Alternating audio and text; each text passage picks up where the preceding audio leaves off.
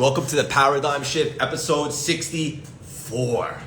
Consistency, commitment, unbelievable stuff. Happy Saturday. Just got back from a nice run. I'm sweating buckets right now. Please excuse me. It is what it is. Let's get nuts. I see Big Dave coming on right now. We have a very young and exciting entrepreneur coming on, which I can't wait to get started about. Jiggy Bakey in the house. Rachie, everybody's out today. Big Dave, I'm going to get you on right now. I still don't know why I refer to you as Big Dave when clearly you are the Sex 60-second man, the quantum quail, the blessed bat, the electric sex monster giraffe, the patient porpoise, and go on and on all day.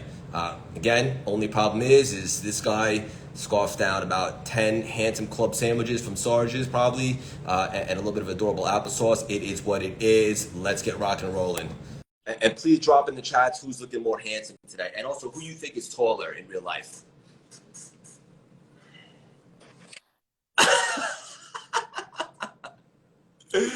Oh man, the answer is right there. About a pint and a half of adorable applesauce, about 3 handsome sandwiches, and you just get warmed up.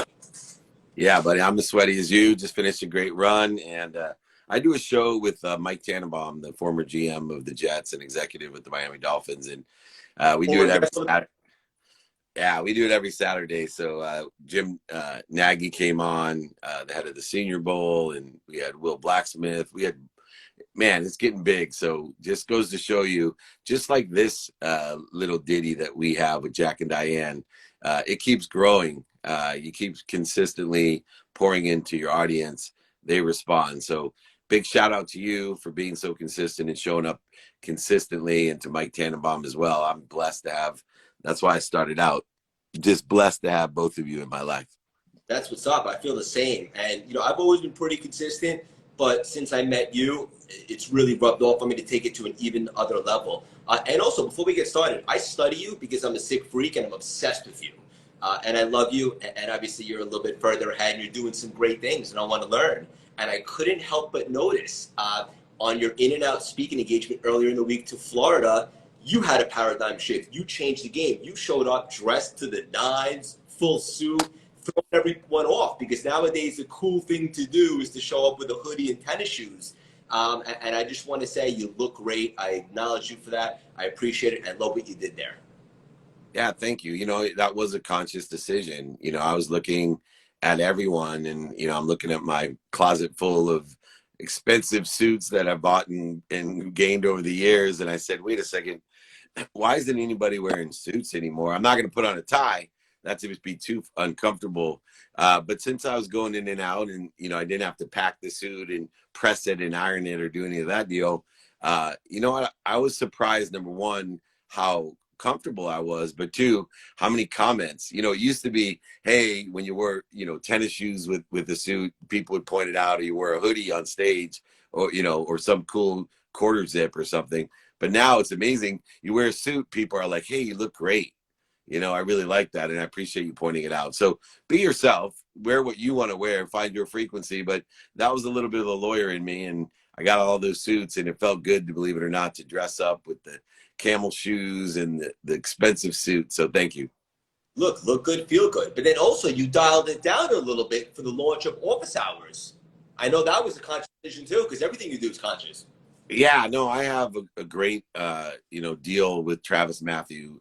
They're not only the best golf clothes in the world, but they're the greatest travel clothes. They're the most comfortable, good-looking clothes, Travis Matthew. I'm not just saying that because, I work with them. That's why I work with them, is because I sought them out. And I'm like, man, I got to get more of this stuff. It's incredible. So if you travel a lot, or you just like comfort with good looks, that's what I was wearing. All the Travis Matthew gear. It's amazing. Yeah, you really are such a sexy turtle. It's unbelievable. There's one human being in the world that I would fly across the country for, to be there for 3 hours and consume 11 hours of airplane flights. And that's for you. And I joined you this week for the really exciting launch party for Office Hours Season 2. I was fortunate enough to be on Office Hours Season 1. I want to congratulate you. I thought it was a great time. There was some really good people there, great to network, a great frequency to be around. I'm just curious, what was your favorite takeaway from the day, Big Dave? How many people showed up? I try to show up as much as I can. I went in and out to Boca. I went in and out to Phoenix. I had the launch party, it not, and didn't miss a show, by the way, and still did my coaching and my other appearances and other things that I did. But I literally, I mean, I purposely have to put those things at odd hours. I did it in the middle of the week, in the middle of traffic. And there wasn't, we were overflowed with the biggest names, Meta World Peace, Omar Miller, Edwin Ariave, John Gordon. I mean, Dan Fleischman, Craig Siegel, Sean Dill. People are coming, I can't even remember everyone that showed up. So I apologize if I didn't mention your name. But, my other favorite thing is, besides who showed up to the party, it was amazing who showed up for the show. I was reading off the 72 guests that we've had on season 2. And, as I'm listing down, I forgot like how awesome, it was Austin Eckler or Dan Aykroyd or Sadhguru or, Tillman Fertitta, or the list just went on. And Ed Milet, Blue Doors, right? John Gordon and Erwin McMahon. I can't even mention all of them, but it was funny because I read the list and then I turned the page. I'm like, oh my God, I'm only halfway done. And so my biggest takeaway is, if you show up for people, they will show up for you. Bang, you nailed it. I love you. You're a class act, Dave, and I want to let you know how much I appreciate you. I know the bromance can go on all day. We have an exciting entrepreneur we're going to bring on. But real quickly, you never know what you're going to get on the paradigm shift. Sometimes we talk about real life stuff, right? I want to congratulate you on Marlena's graduation this past week. And for anyone out there because I have some friends and some people in the CLS circle that are a brand new dad, what's the best advice that you can give them as they embark on probably the most important job of their life? Yeah. So if you're a brand new dad, just love your baby. Try to teach them to do their best, learn lessons, and have fun. But the only advice I give to parents is just love your child, and just love your child, and everything else will take care of itself. Yeah. Can you be any cuter? I can. I'm working on it. I'm going to be cuter next week. Really? Yeah. I'm going to bring on Jeff right now, and let's get warmed up. Jeff is a Buckeye, man. He's a fellow Ohio brother, so we have to treat him with the utmost respect. Of course. I saw Roseanne, who's in the CLS community. She's in the mastermind that you spoke at. She met you this week, and she was really excited about it. So I'm really glad that you guys got the connect. She gave me her card. She gave me her card as well. And then Johnny Wells from Ohio State was there, the famous running back that played for the Texans. He showed up. He flew in as well. Glenn Lundy flew in as well. Oh my goodness, look at that backdrop. The Miami backdrop. No more Ohio, at least for me, for a little bit. Yeah, for a little bit. You can take the kid out of Ohio, but you cannot take the Ohio out of the kid. That's for sure. Exactly. Every once in a while, you got to go back and milk some cows. Yeah, and eat some Swenson. Jeff, thank you for joining us here today, brother. I just found out a lot about you. I'm a fan, and we're gonna have a lot of fun. Thank you for joining us. Absolutely. Thank you for having me. Yeah. Dave, you want to introduce this man? You know what? I will tell you that I met Jeff 4 years ago or so at an event in Columbus, Ohio, I believe. Is that right, Jeff? Yeah. Is that right? Quite a while ago now. Yeah, quite a while. And, I meet a lot of people, Craig, and there was something about him, and he wasn't nearly as successful at that time. I think he might have been in the mortgage business when I met you, or something in real estate. Is that right? I was actually just getting out of banking. I think you may be thinking about, so I was getting into credit and finance. Yeah, credit. Yeah. So like I said, but look, I saw something like I did in a Jeff Fenster, Dan Fleischman, a Mike Kropko, some of these young guys. Most of those guys, by the way, are from Ohio, just to mention. Anyway, I saw something in him, and, what it was a spirit of excellence. And, as I have gotten reacquainted here with Jeff now, to understand the capacity of what he's built, the success that he's having, not just personally the success that he's having, but how many people he's impacting with the events that he does, the community that he's built, and the wealth that he's created, not just for himself, but for others.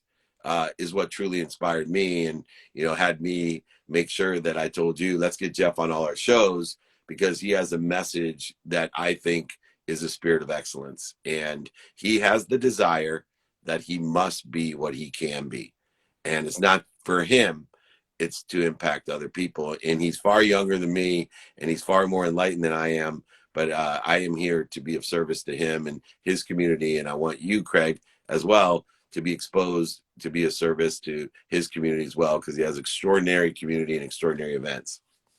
Hell yeah. Consider it done. I'm excited to connect with him today.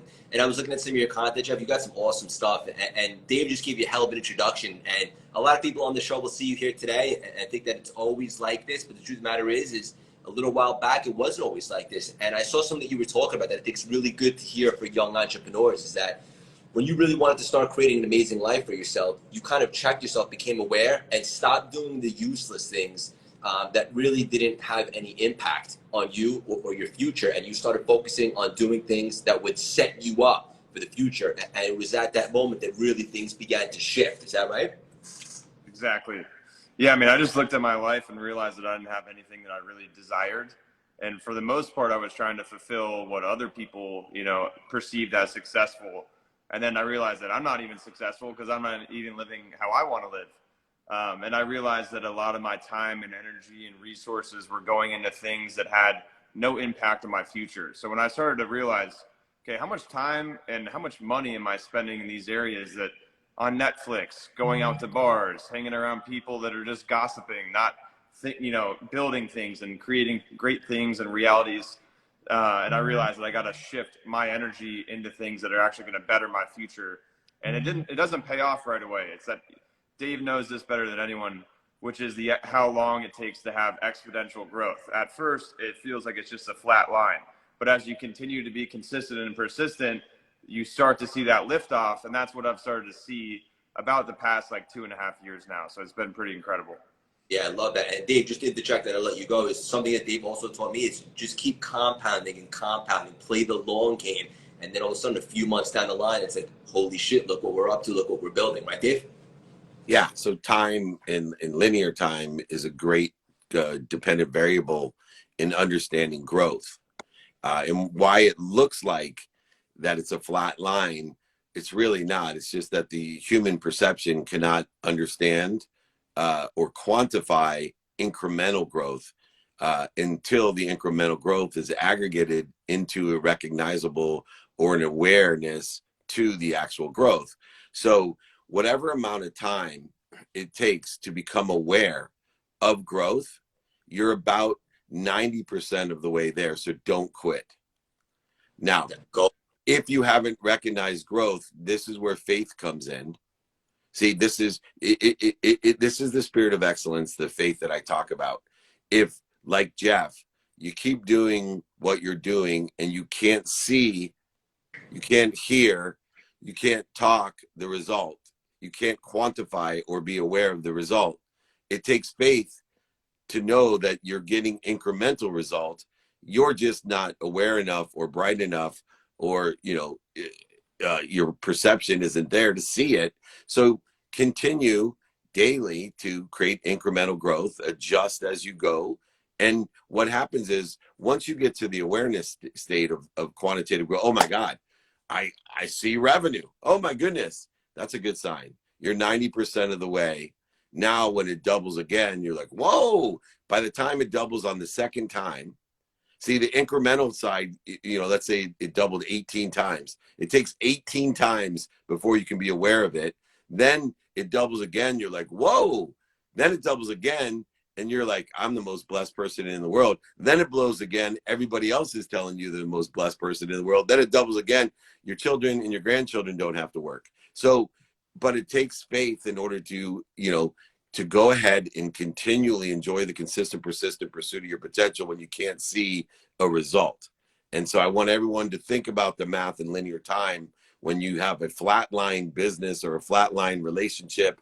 As long as you're doing your best, learning lessons and having fun every day, right? Every day, no extra mile every once in a while, extra mile every day. I promise you the awareness will come, and then the doubling will happen, and all you'll do is enjoy all of the becomings, not the comings. You really are such a sex panther. I'm so enlightened. And one thing our mutual friend Ed talks about, Ed Milet, is invisible progress. And I think that's what you're alluding to, Dave. And also, Jeff, what's really cool is this kind of segues into this. I saw you also mention this, and it's something I really believe in. So many people look at us like, what do I have to do to get to where you are? But you're all about, who do I have to become to get what I deserve, right, Jeff? Exactly. Yeah, I think about, what I want to achieve in my life, and obviously I've got different layers of goals depending on the time frame and business that I'm building, and health and personal relationships and all those things. And then I think about, okay, well, who has those things, and what type of habits and actions do those people have? Because I'm at where I'm at for a reason, and it's because I haven't developed those actions and habits to develop into that person that deserves what I actually want. So I'm always asking myself, okay, who has what I want? And maybe it's not an exact person that I'm like, this exact person has what I want, but I can picture in my head, okay, if I had this, what would I be doing every single day with my actions, habits, thoughts, belief systems, all the things that wrap around to you actually achieving a goal? What does that person have? And I want to mimic exactly what they have in order to deserve what I actually want. Yeah, and also it's like the behaviors, the habits, but also the quality of their thoughts. What are you smiling at, Big Dave? I think I'll take it a step farther than even Jeff about when we find those people who have what we want or are sitting in a situation that we want to be in. Beyond learning about it, I directly go to them and ask them for help. And if I need to, I hire them. If I need to, I bring them into whatever it is in order to figure it out. But I think it's really important to take that next step and not only be more interested than interesting, and want to become the most that you can become with that spirit of excellence. But don't forget the radical humility, especially the younger people out there. People ask me all the time, what would I tell myself when I was 18, 28, 38, or 48? Ask for help. And it was one thing to find the people, but it was another thing to be humble enough to go up to, even today, right, to go up to a Sadhguru and say, dude, I want to know what you know. Can you help me? Can you dummy down your shit far enough to teach a David Meltzer what the heck you're talking about in incredible wisdom? And he did. It was amazing. And he does. And I'm so blessed that I was humble enough to ask him for help, because 10 years ago, I'd been too afraid when I was with some of these extraordinary people to say, hey, man, I need your help because I want to help other people. Can you dummy down what you're talking about and help me out here? Because I want to get to where you are. Yeah, beautifully said. I'd be doing the audience a disservice if I didn't ask one final question about some of the business that you're up to, Jeff. And I know there's a lot of important people out there that are predicting a recession. Maybe we're in one right now. But I know guys like us, we're always planning 10 moves ahead. You're thinking like a chess player. How can I use this as an opportunity and so forth? But one thing that you talk about, which I think is pretty cool, is there's a difference between being an investor and being a trader. What is that difference for some of the audience that might not be familiar, Jeff? Yeah, so typically investors are more long-term focused. So they're placing capital in places and then keeping it in that asset for an extended amount of time. When you're trading, you're typically just trying to pull money out of the market. So during bear markets, there can actually be a really great opportunity to pull money out of the market. As an investor, I'm more focused on being an investor. There's a little piece of my portfolio that I typically trade, but on the investor standpoint, this is the opportunity when there's a bear market and there's assets that are at a massive discount. This is, Dave, you and I were talking about this at dinner, how you've kind of prepared for this as well, with different, insurance policies, investments, all those things, right? Same thing with me. I realized that like the market was starting to slow down. There's a lot of technical indicators, and also just the Fed increasing rates because inflation is high. There's a lot of signals that, hey, things are likely going to slow down. And what happens when debt becomes more expensive, less people borrow, less people spend, businesses make less money, and usually the markets sell off. So I think now and over the next, probably year, there's going to be some really great opportunities to buy assets for longer term investors that will be very profitable long term. So that's what I use this time for, is kind of preparing for these things. If you miss this opportunity, even if you don't take any action on it, there's always going to be another opportunity. So don't feel bad about, oh no, I wasn't prepared for this one. There's always going to be a future one that you can take advantage of. Yeah, and don't chase, right? And Dave, I can already hear in your mind, you're thinking for everyone listening, pay attention to your own specific risk tolerance, right? Yeah, well, I was going to say trading to me is a subset of investment. If you know your timing and risk tolerance, then you can have a shorter period of time in which you are trading. It becomes more guessing than investing. But as long as you're aligned with the timing and risk tolerance, I will also add, because Jeff is far beyond in this expertise than I want to be. But that's why I'm bringing him into my circle, because I have a lot to learn from him, and I know he can learn from me, and together we're going to kick some serious ass over the next 3 years. But I want everyone to look at subprime lending.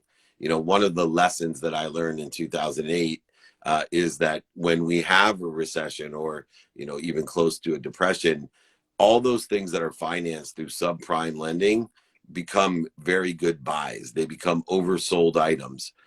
And these items that they usually, it was real estate, now they don't allow it, but now it's on luxury items that there's subprime lending. So yachts and planes and luxury cars, like the kick-ass car that Jeff owns, by the way, which I wanted to ride in. I didn't want to own it, but I wanted him to at least let me borrow it for a night. One of the coolest cars. Even has his name on it. I don't care. I still borrow it. I pretend like I'm Jeff. Anyway, look to what's being financed in a certain way. Look historically to learn human nature of overbuying and overselling. And if you're cash heavy or leverage, you can really, you know, do some bottom purchasing. And there's great security in bottom purchasing, you know. And I tell people all the time, they'll say, "Why'd you call me?" I say, "I want to buy your stuff." Really? And they'll definitely call me back then. And I'm serious. You know, I'll call anyone to get them to call me back, and I'll say, you know, Craig Siegel, give me a call back. I want to buy something from you. Oh shit, Dave wants to buy something. He calls me back. Well, yeah, I'll buy it from you for a penny. But anyway, then I use it to transition. If he sells it to me a penny, I'll make money. Anyway, look for certain opportunities. Look historically, like Jeff said, it's going to continue to happen. If you miss this time, you'll get the next time. So look historically on where there was opportunities and align yourself with those opportunities. But you got to make sure that you're ready with the capital to take advantage of it. Sorry for going over, guys. I just love Jeff, love Craig, and how do you get the T-shirt to match the clouds? That's amazing. I did not plan that one. This was we talked about everything from fatherhood to who do you have to become, to investing and so forth. Guys, if you're not familiar with Jeff, go check out his stuff right now. He's awesome. He's on fire. He's an exciting entrepreneur. Jeff, what's the best way for the audience to support you, brother? Yeah, just viewing my content, to be honest. Just viewing it, engaging if you see value, and sharing it if you think there's someone in particular that you're thinking about that would get value. Really appreciate you sharing any of my content. Jeff, did you work out yet today? Oh yeah, twice. I'm already almost done with the protein shake. So, yep, Dave, let's see the guns. Dave, where you at? There he is. That's I like it. I was with Mike Chandler yesterday, and Dana White came out and said he should fight Conor McGregor. So it was a big day for us in Arizona. Mike Chandler and I sharing the stage, firing up people, and then he gets that announcement. So I want to congratulate Chandler. I will tell you that my arms are almost as big as Mike Chandler. So I told him if he doesn't get the McGregor fight, he can have the Meltzer fight, no problem. You'll lay the smackdown. Thank you guys. Let's get Chandler on here too, man. Hey Jeff, let's connect, man. I am so proud of you. Keep up the great work. Share his content, do good deeds. Reach out to me, David@dmeltzer.com. Share my content and do good deeds as well. Thank you both for allowing me to share this time with you. I'm going to Miles' championship game for the district tournament of champions. He won the first tournament. Now he's on to the second. I got to jump. I love you guys. Love you guys too. Thank you, Dave. Thank you, Craig. I'm going to connect with you after this too. Have a great Saturday, guys. Awesome. Thanks, guys. Bye. The Paradigm Shift episode 64 in the books. What an unbelievable episode. Exciting young entrepreneur, Jeff. Go check out his stuff, guys. He's clearly on fire. He's doing something right. And I love what he talks about. Specifically, that really resonates with me is not what do I have to do, but who do I have to become, right? To achieve the things that I desire and so forth. Obviously, as always, Uncle Dave, 64 episodes, guys. This was just an idea, right? And then I pitched it to Dave, and now it's greenlit for Apple TV. Roseanne, I love you too. Everybody's out today. What an awesome conversation, guys. Go check out what Jeff has going on. See Hoops in the house. Love you very much. Oleska, love you. See you in about 3 minutes. Alexandra, Rachie, everybody's out today. Guys, sharpen the axe and figure out who you have to become to achieve what it is that you desire. Not what do you have to do, but who do you have to become. Some pretty deep stuff. If you guys aren't already in the CLS Texas community, text the number at the bottom of the screen. Thank me later. You dig? Love you guys. Have an unbelievable